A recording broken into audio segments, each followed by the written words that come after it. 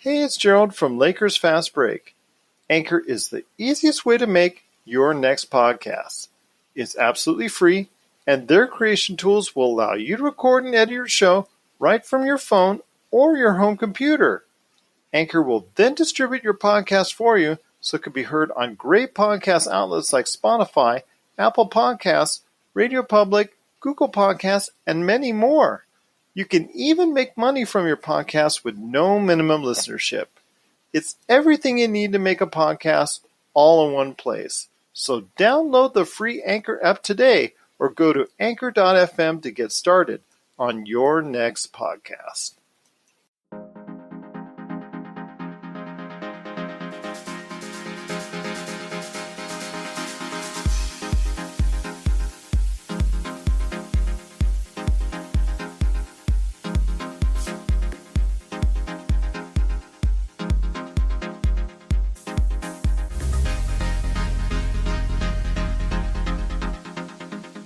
All right, and we're back with another episode of the Lakers Fast Break podcast. It's Gerald Glassford coming right back at you here from Lakers Fast Break, Pop Culture Cosmos, Inside Sports Fantasy Football, and Game Source. I want to thank everybody out there in this time of crisis and pandemic for listening to all of our shows.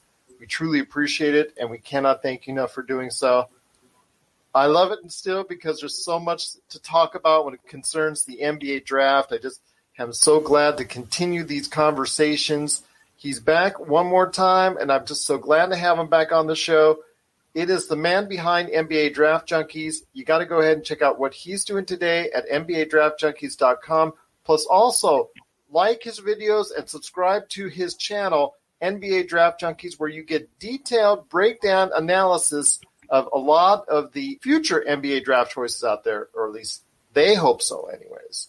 And at least in some cases, their entourages hope so. Anyways, because as you know, there's a lot of entourages with some of these individuals that are working so hard to try and get into the draft. But it is a good man indeed. It is Rafael Barlowe, and thanks so much. I truly appreciate you spending more time with me on this week's show. No problem. It's always a pleasure.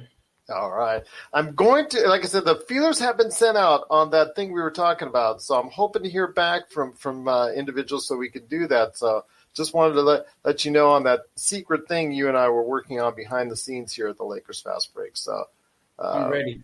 Yes. I hope so, because I think it'll be a treat for the listeners out there. So I'm looking forward to seeing if we can pull that off.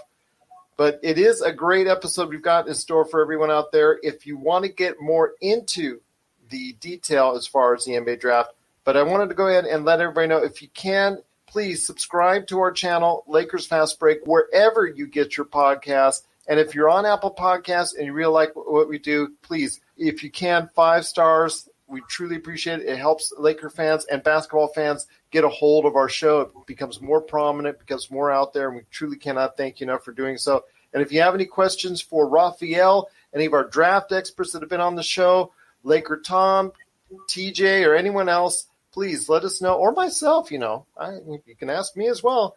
LakersFastBreak@yahoo.com or at LakersFastBreak on Twitter.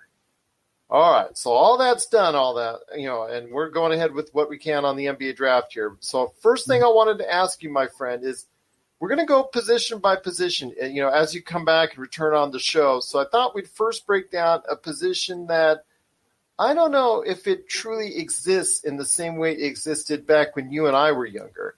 And that's the power forward, because these days power forwards can be anything from a 3 going up to a 4, or sometimes even a shooting guard. Tall shooting guards are covering power forwards in certain sets and whatnot. Just ask the Houston Rockets, take a look at them, see who they put at power forward sometimes back underneath the basket. Sometimes the power forwards, they go to the 5 and they play more at the 5 these days. So it's kind of weird how it is now evolved, the position itself. But let's say statistically what you still categorize these players as, because I still want to go ahead and break down position by position in theory on the books what they're listed at. So I want to hear your thoughts on the top 10 power forwards as of now. Now, again, I want to tell everybody out there, as of now, there's still a long way to go in this process, a lot more evaluation that Rafael has to do. But as of now, the type of feelings you have for the top 10 power forwards that are currently enrolled in the NBA draft? It's a tough position to evaluate if you break it down by power forward, because like you said, it's such a hybrid position now. So when I was coming up with my list of guys who I thought were top 10, I'm like, okay, is he a center? If I were drafting him, I think he's more of a 5 than a 4. Or some players, I said they may start at the 3, but I think that in a closing lineup, they may close games at the 4. So it's kind of tough. But I've had the same issue with the point guards too. You know, there's a lot of guys that are more so combo guards than point guards. So with this whole situation where positionless basketball, it's kind of hard to put players in a box. It is kind of hard to put them in a box and to go ahead and categorize, hey, this guy is strictly a power forward. But let's just say, you know, you have that structure on players in college that predominantly played the power forward position, because as you know, just because they played power forward position in college doesn't mean they're going to play that in the NBA. But, you know, right now, as you see it, who is the number 10 prospect as far as, you know, what a power forward might be, you know, coming out of college or the international scene as well? Yeah, the guy who I have at number 10 is an international player, Paul Iboa. He plays in Italy. He's from Cameroon. He's a guy that if I were a team, I would definitely take a shot at as a second round pick, or, you know, maybe if he gets undrafted, a first day two-way guy. Very athletic. He's raw. He does show some potential to knock down shots, but very good, explosive run and jump athlete. He's 6'8", so it's kind of like that tweener position, but he's long, and I see him as a guy that can make an impact running the floor as a role man. And if he can develop as a shooter, I mean, it's a good gamble for a team to take him in the second round. That seems to be in this draft the theme of the day. Well, that seems to be the theme of the day in almost every draft. If he can develop as a shooter, I think it's going to come to the point where you're going to just be copying and pasting. You're going to put that on your clipboard on your mouse. You're just going to put that a program in there and just like paste, Control V on it, and just all that. So. Yeah. You can say that, like you said, for nearly every prospect. It's like your potential is maximized by your ability to shoot. Oh, absolutely. I mean, that's what the run for the Golden State Warriors has done. And you know, speaking as a Lakers fan, seeing the last time they were involved in the NBA Finals and seeing that team and what it evolved into, maybe the Dallas Mavericks, maybe the Miami Heat to an extent, but the Miami Heat to an extent started to blend that old school of basketball into what was becoming a new form and the new way of it because of LeBron James and Dwayne Wade and how they were playing.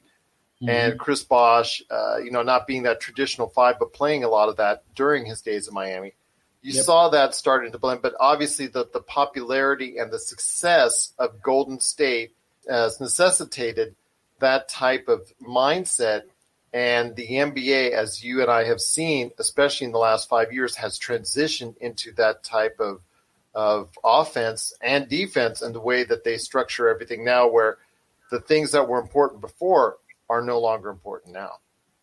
Yeah, and there's some guys that would be top, 5 picks 20 years ago who, the way the game has changed, may not even get drafted in the first round.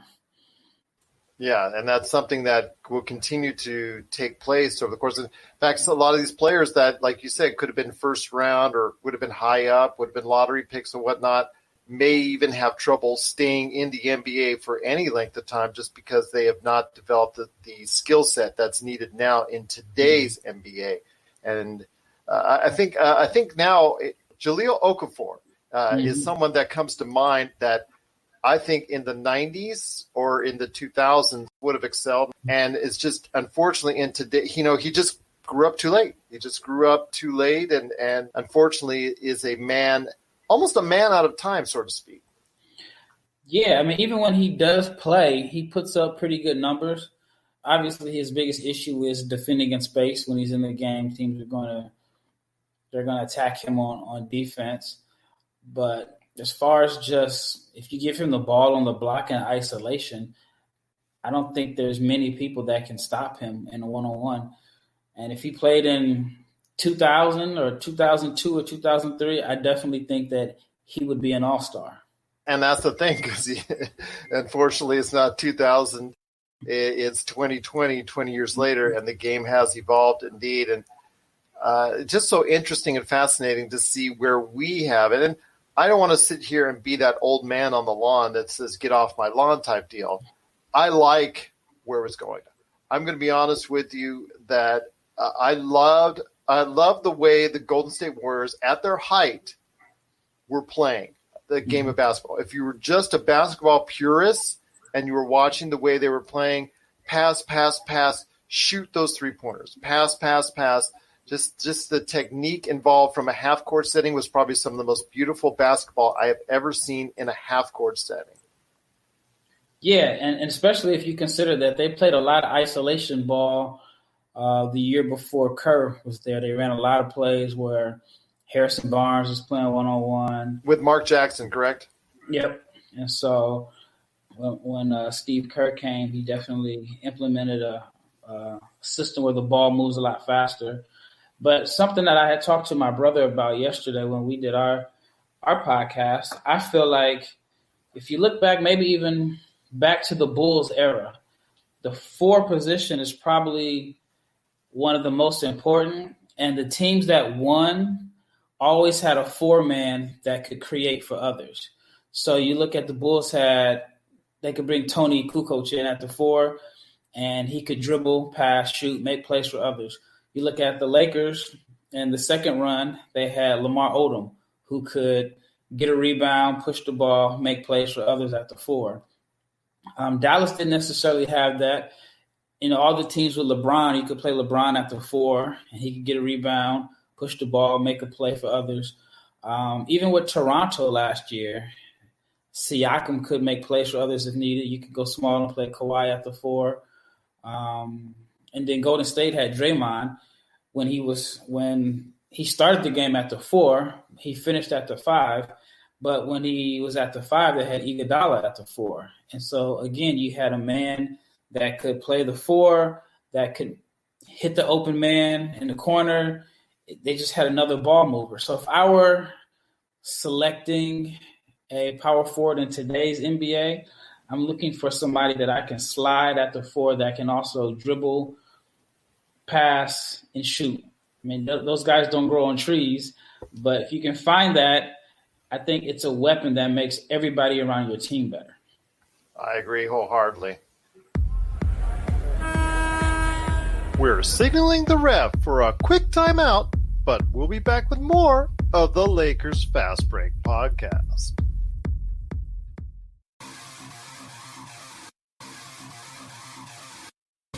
Needing an edge for your fantasy football team? Listen to the guys at Inside Sports Fantasy Football for insight that will help you reach your league championship. That's Inside Sports Fantasy Football. Check it out today on your favorite podcast outlet.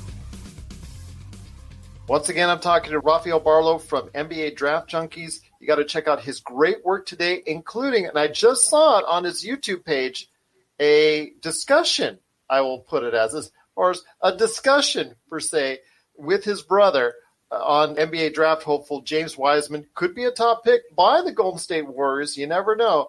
That's on his YouTube page right now, NBA Draft Junkies.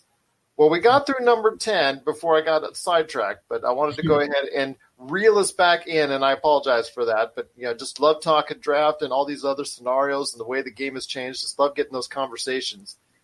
We talked about number 10. Who is your number 9 pick right now? And again, to everybody out there, this is right now. As of right now, things will always change when it comes to the NBA draft. Power forward that you're looking at for this upcoming NBA draft. It's the one we talked about a couple of days ago, Trendon Watford. I think that he's more of a 4 than a 3. He's listed at 6'9", 235, broad shoulders. He can attack, close out, so he's a guy that can put the ball on the floor. Pretty decent ball handler for his size. Back in the day, he would be listed as a tweener, which was bad. If we're going back 15, 20 years ago, being a tweener is one of the worst things that you could be labeled. Yes. But right now, it's actually something that's very endearing. Yeah, so he's a classic tweener. So I have him more as a 4 than a 3.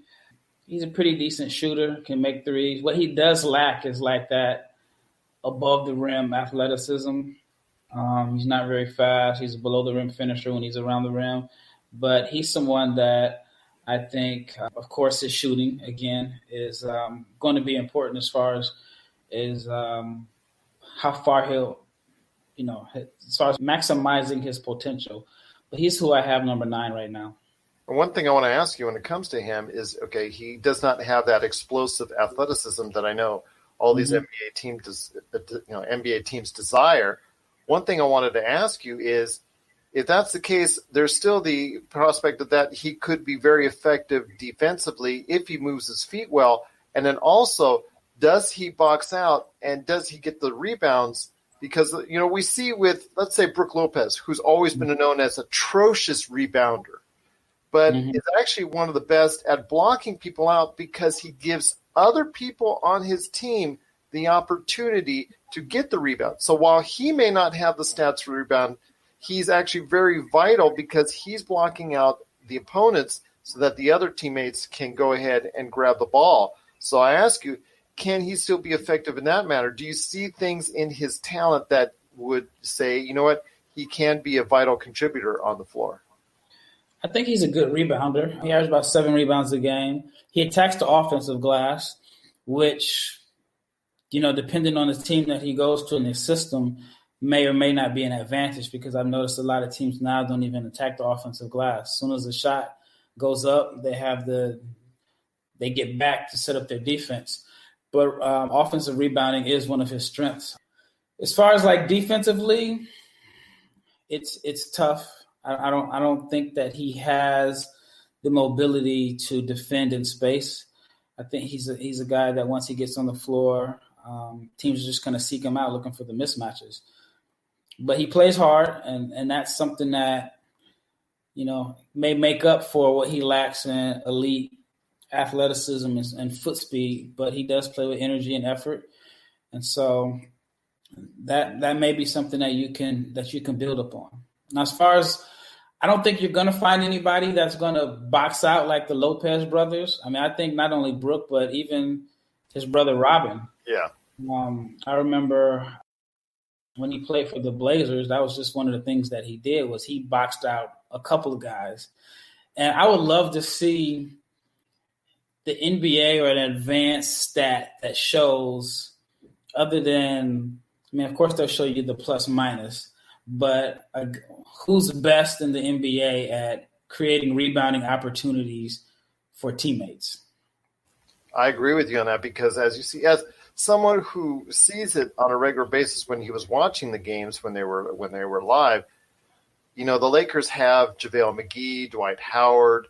They have those guys that are in their early 30s that still love to think themselves as the leapers. In fact, Dwight Howard still participates in slam dunk. But as we saw with Zion Williamson, if you don't box him out, he's going to jump over you. So there are always a set of younger, fresher legs out there that are going to go ahead and prove you wrong unless you box out. And that seems to be the way of the league. I see so many guys that have the position but don't box out, and then ends up costing them as far as an offensive rebound and a putback. And you see it all the time because they just don't go ahead and take that fundamental step of boxing someone out. Yeah, they rely on just pure athleticism and vertical. It's kind of like if you ever played basketball with women and you're like, man, why are you boxing out so hard? And it's because they don't have the athleticism to out jump you. So they're literally putting a body, hip, elbow to get position. And that's something that NBA players don't necessarily do because, everybody thinks they can out jump everybody else. Yeah, I think Zach Randolph should have a school of getting 10 rebounds on the floor. Without he even didn't jumping anybody. Yeah, him and Marcus Gasol, I think both can do it. Oh, yeah. Yep. But that's a good assessment right there for you. And like I said, sometimes it's just about the fundamentals. And I know to me, it just seems like, I think that's a bigger case study about, all the way going down to the AAU and all that, and high school, college, and whatnot. They're not teaching or not emphasizing it enough as far as boxing out is concerned. I think that's apparent because as these kids become more athletic, they forget, or they're not told to remember some of these little things that could help them in their later careers. So, it is what it is. I mean, youth is what it is, but these AAU and high school and colleges, they have to go ahead and start reinforcing those fundamentals to go ahead and get these kids, a better chance to go ahead and succeed in the NBA. I agree. That PSA was brought to you by Gerald Glassford, the Lakers Fast Break. But going back to number 8, again, I'm going off on a tangent. I'm just going off on the tangent today. Number 8 for power forwards. Who do you have? I have a kid by the name of Amar Sila. I might be mispronouncing it. I actually had a chance to watch him play this summer or last summer in Greece. Skinny, he's slim, but he's very agile. He's athletic, has the vertical pop and explosion. He has everything that Watford doesn't have. They're total opposites. One is strong, broad shoulders, and plays on the ground, and one is very slim, but just a pogo stick athlete. He does have some shooting ability. He's about 6'9", 6'10", so he's kind of a wiry guy. Actually, he kind of reminds me, as far as a physical profile, of Bonga that was with the Lakers a couple seasons ago, or was it last year? It was a couple seasons ago, but okay. Yeah, I remember Magic was seeing a lot of himself in Isaac Bonga, and I don't know, was it Fran Fraschilla who said about another player, he was 2 years away from being 2 years away? Yeah. That reminded me of Isaac Bonga. I mean, yes, he was getting time on Washington as a starter, but what was it, under 10, 15 minutes a game, and he really wasn't making an impact yet. I mean, there's still a future for him, but he's got to develop a lot more if he's going to be an impact player in the NBA. But he has the profile. I mean, he has a little bit of guard things for size. It's just a matter of the right team to develop him and just giving him time. He's so young. But yeah, I would, if I were a team, he's a guy that I figure that I would be arrogant enough to say I can make him a high-level NBA starter. Well, we'll see what happens. Like I said, the book's still out on him. I'm hoping for his development because he seemed like a good kid. And I'm hoping for his future that it does develop into not only becoming a decent NBA player, but just someone who can make a big impact on a team. So I'm rooting for the kid. It just, when Magic Johnson says some of those things, it sets you up down a path that maybe it's really hard to follow. So, yeah, it's just, I feel for the kid. I feel for the kid, basically. So who do you have number 7 before I go off on another tangent on Isaac Bonga? Number 7, I have, and we talked about him on one of the last ones, and I think he's probably listed as a 3 on a lot of boards, but I have him as a 4 on mine, and it's Jordan Nwora from Louisville. So I like him as a 4 just because I think that's where he can have the biggest advantage on the floor is by playing the 4 because he's a shooter.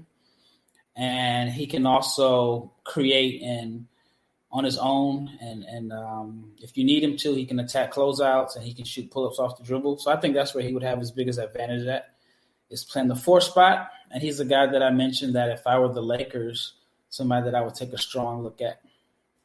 He might be, based on where you have him, might be available at that point in time. So that's a good assessment right there. And if he can space the floor at all, obviously rookies are not going to, especially on a team that has championship aspirations, he's most likely not going to get much time in at first, or maybe it's G League or what have you.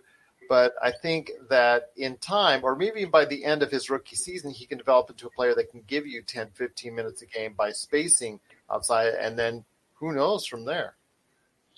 Yeah, I mean, I even think that he's a guy that if he went to the Lakers, he's one of the few that I feel like could actually crack the rotation, the back end of the rotation, if he were on that team, and just because of what he brings to the table.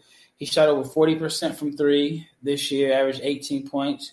He's a pretty good rebounder. Doesn't need the ball. So he's a guy that can knock down the open shots. And like I mentioned, if it's a hard closeout, he can make a play. He's not much of a passer, but he can, shoot the pull-up dribble, and then he can attack mismatches if there's a switch and there's a smaller guard on him. So he's someone that I think that is one of the few guys that I feel like if he went to the Lakers could actually earn some minutes early in his career. Hopefully somebody that can, like you said, earn those minutes. We've seen late draft picks from the Lakers before earn significant minutes, i.e. Kyle Kuzma, i.e. Josh Hart, i.e. Ivica Zubac. So, yeah, definitely somebody that could make an impression if he's available at that slot. And that's somebody that the Lakers should consider. Mm-hmm. So who you have at number 6, I think we're at? Number 6? Yeah, number 6 is another guy that's probably listed as a 3, but I have him as a 4. Patrick Williams from Florida State. I actually had a chance to watch him last summer, just work out, and 6'8", he's athletic.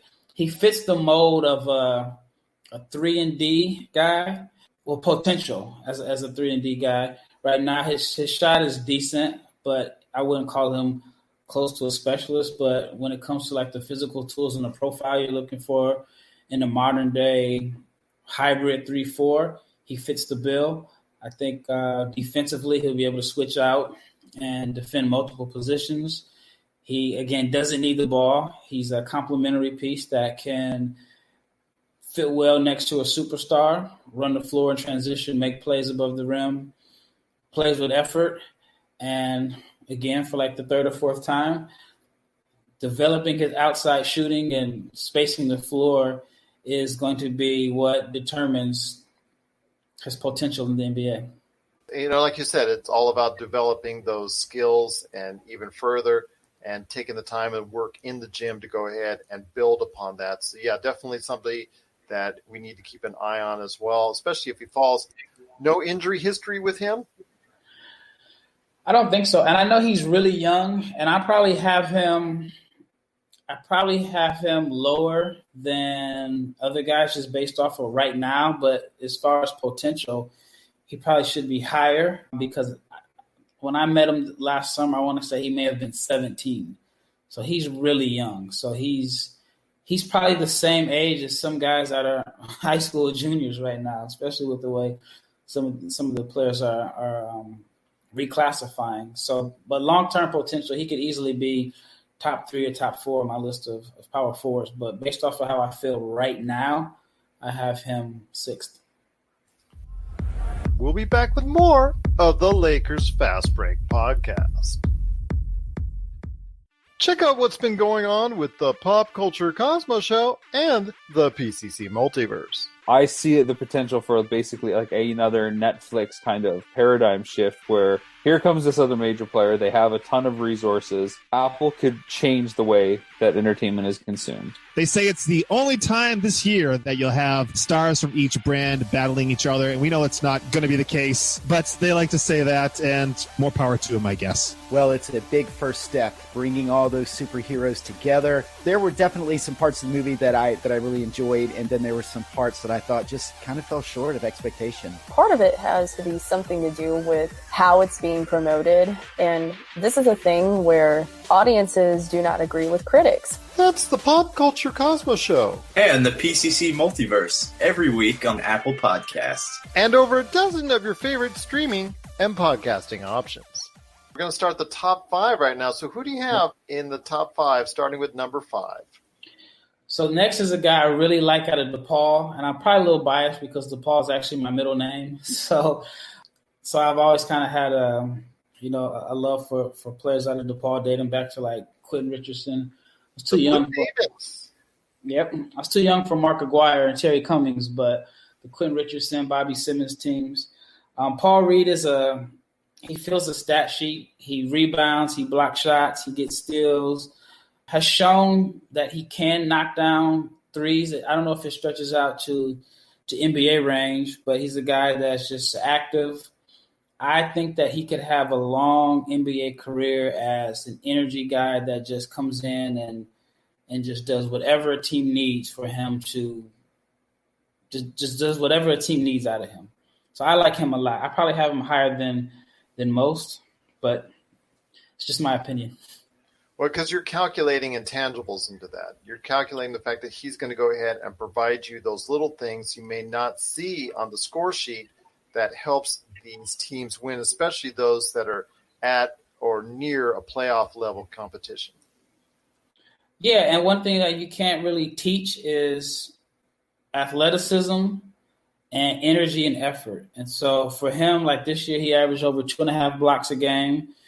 I know he had 10.7 rebounds, shows flashes of being a decent passer, averaged also 2 steals. So he just fills out the stat sheet. Because he's a guy that I could see a playoff team drafting late in the first round and cracking the rotation and just being that guy on the second unit that the fans love because he goes out and makes all the hustle plays. He'll block a shot here. He'll run the floor here. He'll pick up a steal.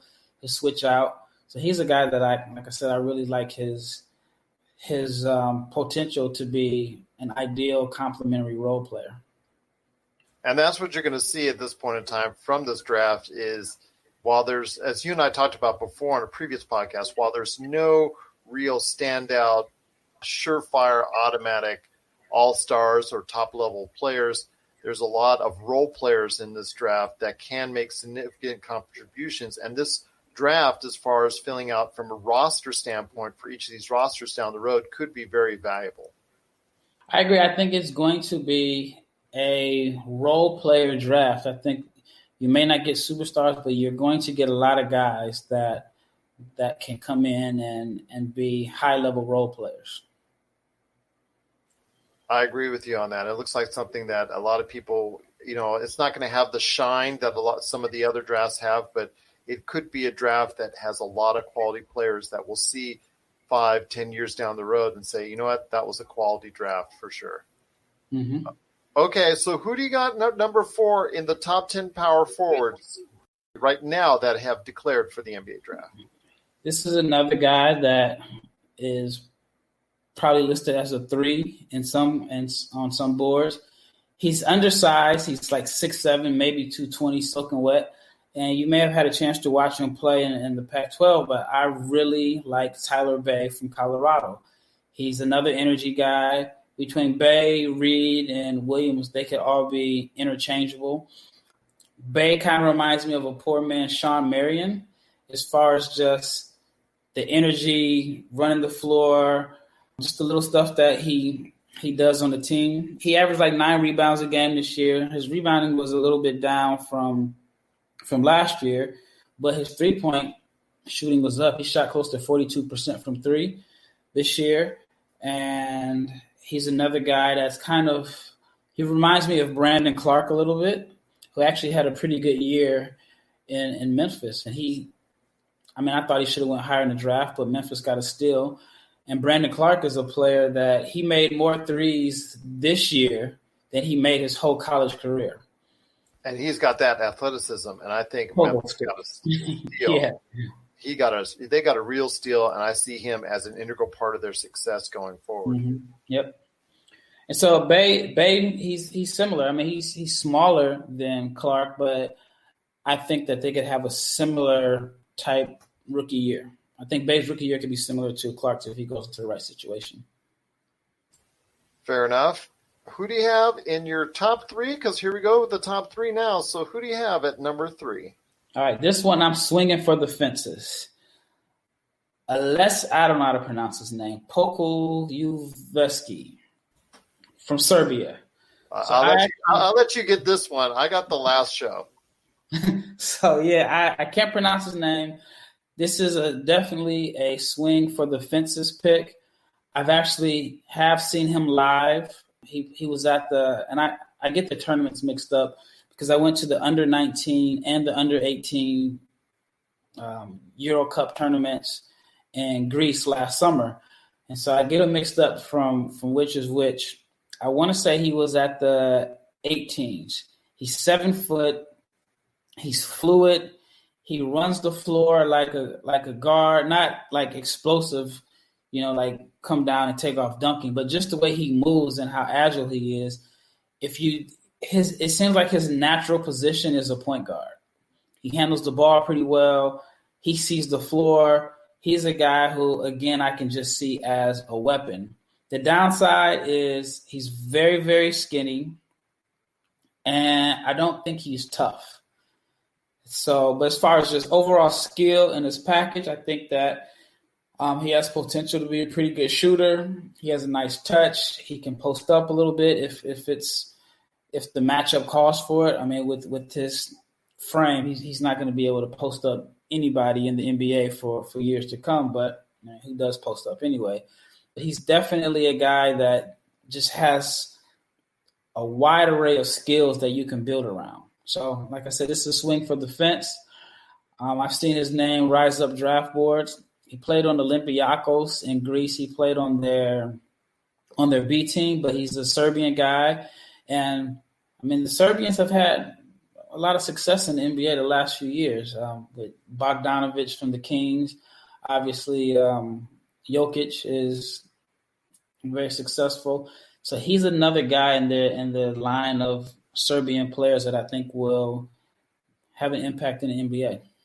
But with both those guys have strength. I mean, Jokic doesn't look like or pop out at you as a physical specimen per se, but he obviously has to have some strength to go ahead and play against the best centers in the NBA. And Bogdanovic is another example where he has a body type that will at least go ahead and allow him to mix it up. And your assessment, I think, is correct, because I did get a chance to look at some of his tape and obviously his stats. It's all about strength. If he doesn't get stronger, then he's going to have an issue sticking in the NBA, or at least prevent himself from just sitting on the bench the whole game and becoming another Dragan Bender. But I wanted to ask you this: if he does get stronger, do you see as somebody that could break out from this pack? Possibly. Like I said, as far as skill for skill, he has it. I mean, he has the potential to just be a guy that can run 4 or 5 pick and rolls. I think that he has the agility where you can play him at the 3. He can, if you have a scoring point guard, he can be the secondary playmaker. He's just very, very talented and very skilled. But there's a couple things that he's missing as far as, like I mentioned earlier, I don't think he's tough. I think he needs to get stronger. And we'll see how he adjusts to playing on the floor with great athletes. But talent-wise, he's got it. Fair enough. That sounds like a good assessment right there. And like I said, it's all about getting stronger in the gym, all getting conditioning and, getting with the right team. I think in a lot of these cases, it's about getting with the right team and the right development plan that's best for them and in the right place for them as a player. The situation, and that cannot be understated as far as the situation and the team is concerned. Mm-hmm. Yeah, he's a guy that I would put in the G League the first year, depending on where they draft him and depending on the team he goes to.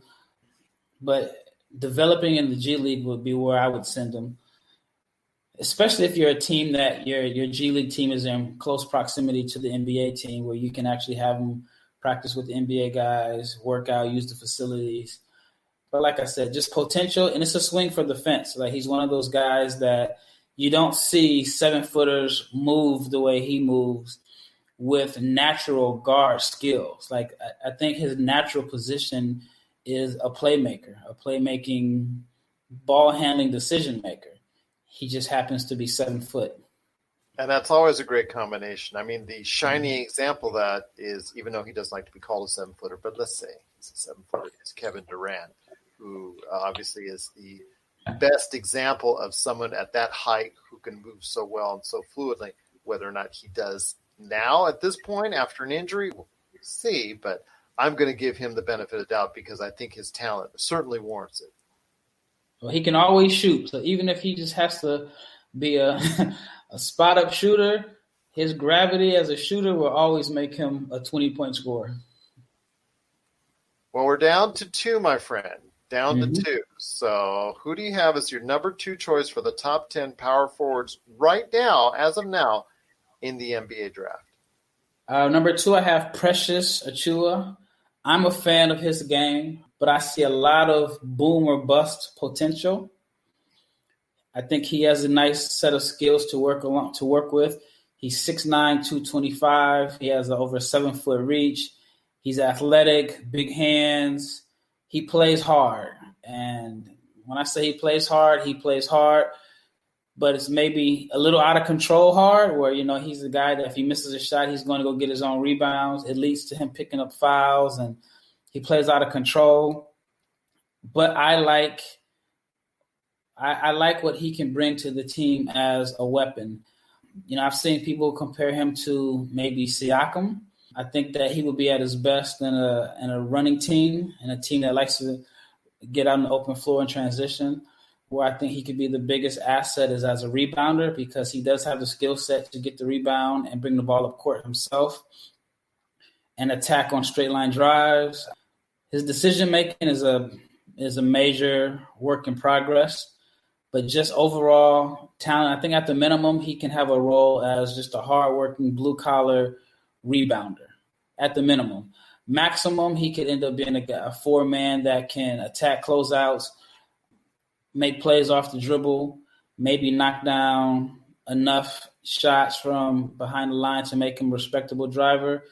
And his value as a defender is probably what's going to earn him the most money, simply because I think that he has the athleticism and fluidity and length to be able to defend occasionally 1 through 4, maybe even play some small ball center since, teams are going small. And I think that's where he could really have an advantage on the offensive end, is because he's so much faster than the average man his size. So he's a guy that I would swing for the fences. But I think that if he goes to a team that is not really good at developing, then he could end up being like a Thomas Robinson type, where I feel like with Thomas Robinson, I had him high. I mean, he ended up going, I want to say 4th or 5th, but I think one of his issues is that he didn't understand his role. I think the difference between Thomas Robinson and Tristan Thompson is Tristan Thompson accepted, my job is to set screens, defend, and grab rebounds. While Robinson has a little bit more skills, but he wanted to, show off some of his guard skills, and I think that hurt him. So Precious I could easily see him falling into that category, because he does have some ball handling skills and some guard skills. And in high school, he liked to shoot pull-up jumpers. But like I said, it's boom or bust with him, and I'm going to gamble and go on the side of boom right now. There you go. All right. Well, let's hope that's the case. And for him, as we've seen, like with Thomas Robinson, you said, and many others who just aren't in the right program or don't have the right mindset, they don't do what it takes to achieve that status and maximize their potential. So we've seen it before, and unfortunately, I think you and I are going to be seeing it again many more times down the road, but hopefully it won't be with him per se. Hi, this is Mr. Holiday from the podcast My Worst Holiday, and you're listening to the Lakers Fast Break Podcast. Coming soon from Rob McCallum Films, Zero Cool Films presents Action Figure Adventure. Super collector Jay Bartlett hits the road once again in search of action figures' most iconic and noteworthy and rare figures, all in the name of creating the most ultimate action figure auction ever. He fronts the cash that charity benefits in the end. What will he get? How will he get it? And how well will he do? Find out November 1st, 2020. This and many more from Rob McCallum Films. We're down to number 1, my friend. Number 1 power forward that you have currently. And this is always subject to change, because obviously there's still going to be plenty of time for you to do draft development. You hear draft buzz. You hear what the GMs are saying. You get that scuttlebutt out there. Who do you have right now sitting at number 1 for power forwards for the NBA draft? Well, my number 1 is probably consistent with most draft boards' number 1 power forward, and that would be Obi Toppin out of Dayton. I mean, he had the best year in college basketball this year. We talked about him before. Athletic freak, just vertically explosive. I think his most underrated skill set is his passing, and I think that he does have potential to become a pretty good floor spacer when he does take the shot. He would rather pass up open shots sometimes. He doesn't seem really, really confident in his ability to knock down jump shots, but he can shoot it. He can post up. He can run the floor, obviously. I think he'd be a very good rim roller. I mean, the biggest issue with him is defensively. As far as his athleticism vertically, he's not very athletic and mobile when it comes to moving laterally, and he's pretty stiff. So I think in my case, I have him as the number one, but I could see somebody not being as high on him as I am, simply because they may not see too much upside on the defensive end of the floor. And I agree with that assessment because I've been hearing those same things as well. And you've talked about Obi Toppin before, and him being stiff on the defensive end and just being a vertical jumper and a vertical leaper and not moving his feet very well. And not, as you talked about, his hips. I think it was the thing that was talked about most is not only you, but others have indicated that he doesn't move his hips in the right way laterally to be able to be effective on the defensive end as of yet. Right. But he's just not fluid. It's very stiff and mechanical when it comes to moving side to side. But if you throw it to the moon, he'll go up there and he'll get it and he'll bring it down. I like him as a talent. I was rooting for him when he was in college. Obviously one of the best players, if not the best player overall in college coming out. And to see where he's at, and, you know, it's going to be great for him coming out of a smaller university that's not always the high-profile university basketball programs that you see. So it's good to see Obi Toppin getting the kind of notoriety that he does. But as I've indicated before on other podcasts, he is floating all over the place. I've seen him as high as number 2. I've seen him as low as number 14. So like you said, it all depends. Beauty is in the eye of the beholder, and his defensive shortcomings, you know, it depends on how many individual teams out there can say, you know what, we can still go ahead and develop that end enough to the point where he's passable and obviously exploit all the other great gifts that he has. Yep, I agree. And then also I think some people may feel because he's 22 that he's a little older. They may go with somebody that's 19 or 20 above him. I just think that you can't discount what he's done. I heard Chad Ford say on the podcast, "Don't tell me what a guy can't do. Show me what he can do." And if you're using that train of thought, then I could see why you would have Obi as the best, maybe even a top 5 pick in this particular draft. There you go. Obi Toppin, I think, is a great talent. I think he's definitely a top 10 pick, in my opinion. But you're right. The 22 years of age, that always seems to be a drawback. Unless you're a team that's ready to win now. If you're a team that's on the fringes of the playoffs, or you're a team that's a playoff team that wants to make the trade to get another quality player on the roster, he could be somebody that they could be targeting. I mean, not necessarily the teams that are on the lower end of the food chain, but the teams that are right there playing for a playoff spot or thinking they're in line for a playoff spot, or a playoff team that can make a couple trades to swing it and say he might be a missing piece that we need. So you say like a team like Washington, maybe? If you think they're ready to go ahead and be in the 8th spot next season, per se, or if you say that's somebody that's just outside the let's say like a New Orleans that has a lot of talent on their team that may be missing something. Obviously with Zion, that would be hard mixed right there. But let's just say a team that has a lot going for them already. Maybe even Golden State. If Golden State doesn't see enough in James Wiseman, or they have to keep that pick, or they feel compelled to keep that pick, maybe someone like Obi Toppin could play that role, the 5 for them. Yeah, on my YouTube channel, and most of the comments I've been seeing under his name are Warriors fans saying he's perfect. And actually, he probably is perfect for them in a sense because he's a good passer. And like I mentioned, that's probably the most underrated aspect of his game. And if you have him with Draymond and Steph, and I think that their offense, with the continuity of their offense and the ball moving, it would be great. I mean, the Wiseman is not much of a passer. So yeah, Warriors fans like him. I don't think I would take him as the number one pick, but if they trade down, if they traded down, then that's someone that I would definitely look at in that case. There you go. Excellent points indeed. Once again, I'm talking to Rafael Barlowe from NBA Draft Junkies. You got to go ahead and subscribe to his YouTube channel and check out his site, NBADraftJunkies.com.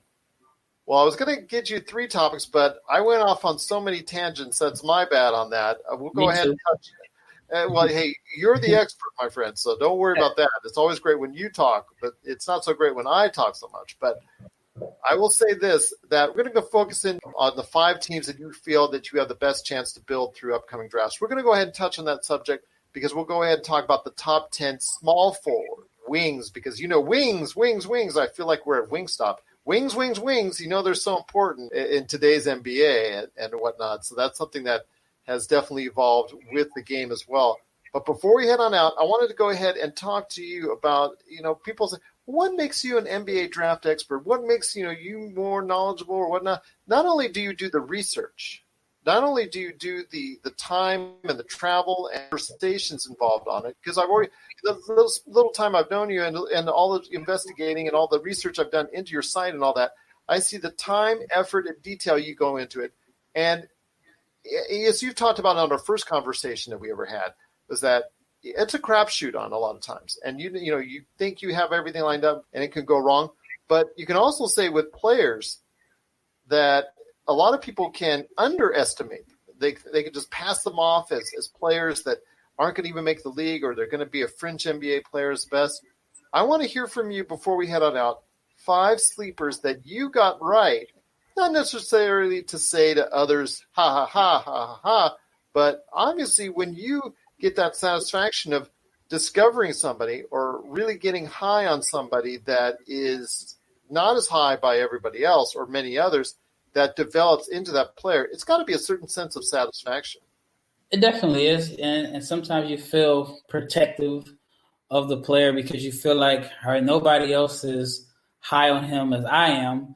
And then once it's kind of like he becomes your guy. You become very protective of and, defending the player as if you have a personal relationship with him.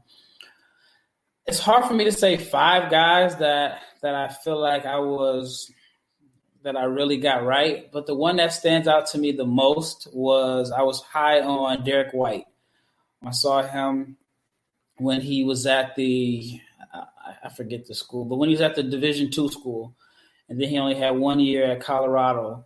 And I was high on him, even though he was a little bit older than the other guards in that particular class. But I felt like he was going to be an impact NBA player. I felt like he was a starting NBA player, starting point guard. And so far I can say that I've been right. I mean, he was actually on Team USA for the World Cup, which I didn't predict that. And I don't think anybody would have predicted that. But that's the one that probably stands out to me the most as far as someone who I was high on and has gone above the expectations that were placed on him. And that's the one that you can have a sense of pride to say you got it right and a lot of others got it wrong. Mm-hmm. Yep. There you go. And then probably the obvious, it's obvious in a sense, but it's not. I was really high on Luka Doncic, and that's because I saw him play. I thought he was the best player, but I didn't think a team would take him number 1 out of fear of the backlash. And on that part, I was right. I thought he was better than Ayton. I thought he was better than Bagley, than everybody else. But I just didn't think, even if a team felt like he was the best player, I just didn't think that a team would have the guts to take him number 1 out of fear of backlash. Because for whatever reasons, all European players coming out early in the draft get compared to the ones who didn't make it as opposed to the ones that did. And so I think that played a role in, him falling to where he fell.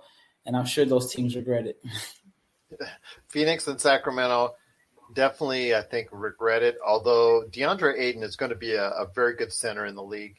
Mm-hmm. But the problem is he's going to be a very good center in a league that's changing. So, when it comes down to the nitty gritty and it comes down to the playoffs and you hear so much about how these big centers get played off the court. He's going to be one of those players that gets played off the court. And Luka Doncic is going to be there. Let's say a Dallas-Phoenix playoff series. Dallas could literally just go ahead and play Phoenix right off the court and DeAndre Ayton. So I agree with you. Luka Doncic is just had that talent, and you could see it clear. And Phoenix, I could kind of maybe tiny understand, because you see the talent that DeAndre Ayton has. But Vlade in Sacramento, I don't know what they were thinking. Yeah. This story came out that he had a relationship with his father and something went on between there. But, the coach at the time was the coach of the national team. I don't know. That was on if I remember correctly, correct? No, that's right. He's the coach there now. He's an assistant there now. I'm sorry. But I guess Sacramento with their European, they have two guys that are high decision makers that have a European background. You would think that they would have taken him, but again, I just feel like they were too scared of them looking like they were making a homer pick. And it's something that is probably going to haunt that franchise for the next 10 to 15 years. Oh, I'd say so. And the cruelty continues for the folks in Sacramento. I mean, just never seem to get a good shake. But, that's part of its decision-making right there for you. I loved Vlade as a player for the Lakers, but as a GM, it's gone all downhill. So it is what it is. Yep. Well, all right, my friend, before we head on out, just want to go ahead and give a big shout-out to your site, NBADraftJunkies.com, plus also your YouTube channel. What are you working on besides those great conversations that you have right now with your brother at NBA Draft Junkies? I plan on focusing on that for this week, and I maybe drop 4 or 5 of those videos, and we'll talk about different prospects, and then just rewatching film and going back to doing a second round of evaluations on the players. My goal is to put about 30 videos this month and just kind of keep building from there.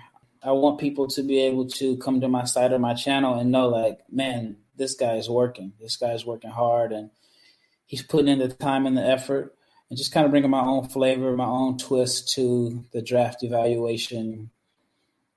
I don't know, the game of it. There's a lot of guys that are doing sites and, coming up with big boards, and it's just my version of it that's probably a little bit different than theirs. Well, if you take a look at right now at NBADraftJunkies.com and you see the quality stuff he's got there, or you go over to YouTube and you like and you subscribe all the stuff that he's doing, you can see it right there. Right there. 3 hours, 2 days, 2 days, 1 week, 1 week, 1 week, 1 week, 2 weeks, 2 weeks, 3 weeks. You see the work that he's putting in there. And that's Rafael Barlowe from NBA Draft Junkies. So please, if you can, if you're into the NBA draft at all, it is a must. You have the time now, due to the unfortunate events that are out there, you have the time now to check out all of his great stuff, NBA Draft Junkies, so you're more educated on the players that may be the next stars or the next good role players or the next people that make you mad and players that make you mad and frustrated. You can see them all right there at NBADraftJunkies.com and NBA Draft Junkies on YouTube. All right, my friend, it's been a great episode. We're talking top 10 small forwards. The next time you and I meet head-to-head, cannot thank you enough for taking the time to speak to me. Any last thoughts on the way out? No, that's it. I just thankful for another opportunity. I think this is our 4th episode. This is our 4th episode. I'm blessed you come back, so I just appreciate it so much. My word is good. Anytime you want me as a guest, I'm available. Sounds good indeed. We'll do so. In fact, like I said, we got 4 more positions at least to cover on, so that's a lot more episodes. So I'm sorry for you, but it's great for us right here at the Lakers Fast Break Podcast.